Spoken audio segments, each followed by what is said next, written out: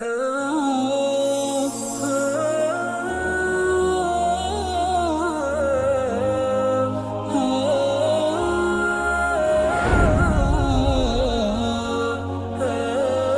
அலைக்கும் வரஹ்மத்துல்லாஹி வபரகாத்துஹு. அன்புக்குரியவர்களே, இந்த உலகத்தில் பிறந்த நம்ம ஏதோ ஒரு வகையில் கண்டிப்பாக சாதிக்க முடியும். ஏதோ ஒரு வகையில் நாங்கள் முன்னேற்றத்தை நிச்சயமாக அடைய முடியும். நம்ம இந்த உலகத்தில் அண்ணாந்து பார்க்குற அளவுக்கு பெரிய லெவலில் நம்ம முன்னேற்றம் அடைய முடியாதுதான். ஆனால் ஒவ்வொருத்தருடைய கெப்பாசிட்டி, அவருடைய மனநிலை, அவருடைய சூழல், அவருடைய இருப்பிடம், இதுக்கு ஏற்றா போல கண்டிப்பாக நாம் வெற்றியை சந்திச்சு கொள்ள முடியும். நம்ம எல்லாருமே வெற்றியாளர்கள் தான். ஆனால் இந்த வெற்றிக்கு தடையாக இருக்கக்கூடியது நம்மள்கிட்ட எழக்கூடிய சில சிந்தனைகள் தான். நம்மகிட்ட இருக்கக்கூடிய சில சின்ன சின்ன தவறுகள் தான். அந்த தவறுகளை உடைச்சிக்கிட்டு நாங்கள் முன்னேறும் போது கண்டிப்பா நம்மளால முன்னேற முடியும். அதுல முதலாவது நம்ம டிசிஷன் எடுக்கிறது. ஒரு முடிவு எடுக்கிற விஷயத்துல நம்ம இன்னொருத்தரை தங்கி நிக்கிறோம். நிறைய பேர் முடிவுகள் எடுக்கிற விஷயத்துல ஒரு குழுவை தாங்கி நிக்கிறாங்க. ஒரு குழு, அந்த குழுக்களோடு நிக்கிறது. அல்லது நம்ம ஒருத்தரை வச்சுக்கிட்டு இருப்போம். நமக்கு உதாரணம் இவர்தான், நான் இவரைத்தான் பின்பற்றுவேன் அப்படின்னு ஒருத்தரை வச்சிருப்போம். அவர்கிட்ட கேட்கறது அல்லது அவர் எப்படி நடந்துக்கிறாரு அப்படிங்கிற விஷயத்தை மட்டும் நாங்க பின்பற்றோம். அப்படி இல்லாம நாம முடிவெடுக்கக்கூடிய ஒரு நிலையை முதல்ல உருவாக்கணும். உருவாக்கினா கண்டிப்பா வெற்றி அடைய முடியும். அந்த முடிவுகள் எடுக்கிற விஷயத்துல நம்ம சில விஷயங்கள்ல தவறி போறோம். ஒரு சில விஷயங்கள் இருக்குது, எப்படி முடிவெடுத்தாலும் ஒண்ணுமே பிரச்சனை இல்லாத விஷயம், அதுக்கு ரொம்ப நேரமா யோசிச்சுட்டு இருப்போம். உதாரணமா ஒரு துணி கடையில நம்ம ஒரு சட்டை வாங்குறோம், நம்ம ஒரு ஒரு வேட்டி வாங்குறோம், ஒரு ஷர்ட் வாங்குறோம். இந்த ஷர்ட்டை வாங்குறதுக்கு 4-5 கலர்ல 4-5 டிசைன்ல போட்டு இருக்கிறோம். அந்த டிசைனை எல்லாம் பார்த்துக்கிட்டு அதை எடுப்போமா, இதை எடுப்போமா, இதை எடுப்போமா, எல்லாம் முடிய கடைசியில ஒன்று பிடிச்சிருக்கும். அதை தூக்கி வச்சுக்கிட்டு கடைக்காரன் பார்த்துக்கிட்டே இருப்பான். அதை பார்க்குற மாதிரியும் அந்த துணியை தொட்டு பார்க்குற மாதிரியும் அதை வச்சுக்கிட்டு வேணாமா எடுப்போமா, வேணாமா விடுவோமா, நல்லா இருக்குமா, வீட்டில் திட்டு வாங்குவோமா, இதெல்லாம் சரி வருமா, இது எப்படி செய்யறது, இப்படியே யோசிச்சு பிரட்டி கொஞ்ச நேரம் அப்படியே நிற்கிறோம் இல்லையா? நம்ம நல்ல ஒரு டிசிஷன் எடுக்க முடியாம இருக்கிறோம். இதை நம்மள்ட்ட இருக்கக்கூடிய மிகப்பெரிய ஒரு பிற்போக்குத்தனம் இதுதான். நான் கேட்கிறேன், நீ இதுக்குள்ள எந்த சைடு எடுத்தா உனக்கு ஒரு ஆபத்தும் இல்லையே, உன்னை யாரு கேள்வி கேட்க போறான்? நீனா செலக்ட் பண்ற, நீ எடுக்கிற. உனக்கு மேல இன்னொரு சக்தி இருந்து உன்னை ஆட்டி படைக்க முடியாது. என்னுடைய இஷ்டம், என்னுடைய விருப்பம், எனக்கு இதை பிடிச்சிருக்கு, நான் எடுத்து கொடுக்குறேன். இதுல என்ன இருக்குது? அப்ப எதுலையுமே பிரச்சனை வராத ஒரு முடிவை எடுக்கிறதுக்குள்ளேயே நம்ம ஆட்டம் காண்றோம் என்றால் எப்படி நல்லதை நம்ம தேர்ந்தெடுக்கிறது? இது ஒரு முக்கியமான ஒரு விஷயம். முதல்ல இதை நாங்க பழகணும். திடீர்னு பார்த்துட்டு ஒண்ணு பிடிச்சிருக்கு, ரைட், நேரம் மிச்சமாக்கணும். உடனடி முடிவுகள் எடுக்க பழகணும். நம்மளை கடைக்காரன் வேற மாதிரி எடை போடுவான், இந்த ஆளு வாரான் அவ்வளவுதான் 2 மணி நேரமா பிரட்டுவான் அப்படின்னு நினைக்க கூடாது. நம்மளை பத்தி அவன் ஒரு நல்ல எண்ணம் வைக்கணும். வர்றான், இவன் ஜென்டில்மேன் பா, வருவான் பாப்பா, அவனை தூக்குவான், போயிட்டே இருப்பான். அவனுக்கு ஒண்ணுமே இல்லை, உண்மையிலே ஒண்ணுமே இல்லைங்க, ஒண்ணுமே இல்லை. நம்ம உடுக்க போற உடுப்புங்க, எது உடுத்தாலும் நாளைக்கு பழசாக போகுது. எதை உடுத்தாலும் நம்மளை தான் இருக்க போறோம். நம்ம பார்த்து இருக்கிறதுல ஒன்றை செலக்ட் பண்ணி போயிட்டே இருக்கணும். அதுக்குள்ள வச்சு தடுமாறது கூடாது. இது ஃபர்ஸ்ட் விஷயமா.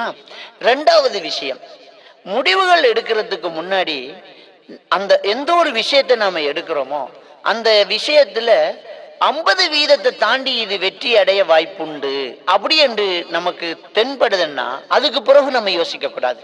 சில நேரம் தோத்துட்டா, சில நேரம் இது லொஸ்டானா, சில நேரம் அடுத்தவங்க திட்டினா, சில நேரம் இது நம்மளோட லைஃபுக்கு பொருத்தம் இல்லாம போனா என்ன பண்றது அப்படி என்று நம்ம நின்றால் நம்முடைய தன்னம்பிக்கை தளர்ந்துகிட்டே இருக்குதுன்னு அர்த்தம். ஒரு 50% மேல அந்த விஷயம் சக்சஸ் மாதிரி தெரியுது. சூழ்நிலைகள், நம்ம இருக்கக்கூடிய இடம், இதுக்கு ஏற்றா போல இந்த ஒரு விஷயம் இருக்குது அப்படின்னு சொன்னோன்னே சட்டுன்னு நம்ம ரெடி ஆகணும். இதுல தோல்விகள் வர வாய்ப்பு உண்டு. அது உலகத்துல எவ்வளவு பெரிய மனிதனாக இருந்தாலும் தோத்து போறதுக்கான, வீழ்றதுக்கான வாய்ப்பு இருக்குது. வீழ்ந்தா தான் ஒரு மனுஷன் எழும்ப முடியும். எப்பவுமே வீழ்ந்துகிட்டு இருக்கிற ஒருத்தன் செத்து போறதில்லை. நிறைய தடவை வீழ்ச்சி அடைந்தவன் ஒரு நேரத்துல ரொம்ப பெரிய வெற்றி அடைவதற்கு வாய்ப்புண்டு. உலகத்துல சாதித்த அனைவரையும் நீங்க எடுத்து அவங்க ஹிஸ்டரி எடுத்து பார்த்தா நிறைய தடவை தோத்து போனவங்க தான். தோல்வி என்கிறத ஒரு அவமானமா எடுக்கக்கூடாது, ஒரு அனுபவமாக எடுக்க வேண்டும். தோல்வி ஒரு அவமானம் கிடையாது, அது ஒரு அனுபவம். எனக்கு இன்னும் வாய்ப்புகள் உண்டு, எனக்கு இன்னும் சந்தர்ப்பங்கள் உண்டு, நான் இன்னும் என்னுடைய முயற்சியை செஞ்சுக்கிட்டே இருப்பேன் அப்படி என்கிற ஒரு எண்ணம் நமக்குள்ள எப்பவுமே இருக்கணும். அப்போ நம்ம முடிவெடுக்கிற நேரம் தோத்துருவோமோ அப்படின்னு நம்ம நினைக்கிறது பிள்ளையான ஒரு விஷயம். நம்ம பாசிட்டிவ் தோட்ஸை தான் உருவாக்கணும். சாதிக்கலாம், வெல்லுவோம், எப்படியோ இதை ஜெயிக்கலாம், சந்தோஷமாக நம்ம அதை தொடங்கணும், எடுத்துடணும், பார்த்துடலாம், களத்துல குதிக்கணும். அந்த பயம் என்கிறது இல்லையா, அந்த பயம் என்கிறது இருக்குது இல்லையா, அந்த பயம் என்கிறது அதை செய்யும் வரைக்கும் தான். பயத்துக்கு என்ன மருந்து? பயம் ஒருவளுக்கு இருக்குதுன்னு சொன்னா அந்த பயத்தை இல்லாமக்கிறதுக்கு என்ன டிசிஷன், என்ன மருந்து எடுக்கணும், என்ன அதை இல்லாமக்கிற எப்படி? எதுக்கு பயப்படுறோமோ அதை ஒரு தடவை செய்யறதான், அவ்வளவுதான். இதுதான் சைக்காலஜிஸ்ட் சொல்றாங்க. அப்ப ஒரு முடிவு எடுக்கிறது நம்ம தோத்துருவோமோ அப்படின்னா பார்த்துடலாமே அப்படின்னு நம்ம நினைச்சிடும். ஒரு முடிவு எடுக்கிற விஷயத்துல ஜெயிச்சிடலாமா தோத்துருவோமா அப்படின்னு வரக்குள்ள பார்த்துடலாம் அப்படின்னு நம்ம முடிவு எடுக்கணும். சில வேளை தோத்து போயிடலாம், சில வேளை வீழ்ச்சியலாம், ஒன்றும் பிரச்சனை கிடையாது.